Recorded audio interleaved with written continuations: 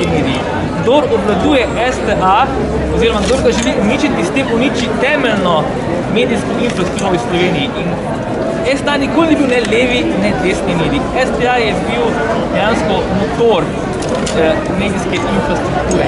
In že sama misel, da bi kdo to uničil, je zastrašujoča.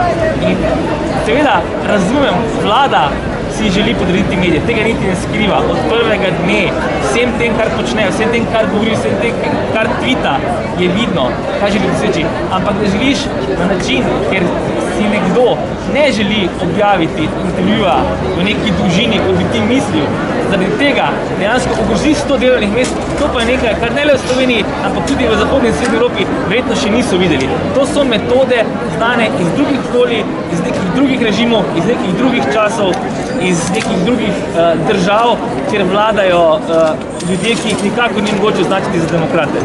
Pri STA-ju se verjetno zgodba ne bo ustavila, če se kaj pričakujete, kdo bo naslednji?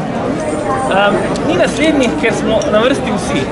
Vsi tako po vsej verigi, novinarji, uredniki, lastniki, vsi lahko povemo, da so pritiski strahoviti, da se stopnjujejo, da se dejansko ni več meja pri tem. Ne gre več tu za javno zmerjanje, za žalitve, za neke stvari, ki so bile mogoče pred letom ali dvema še popolnoma nepredstavljive.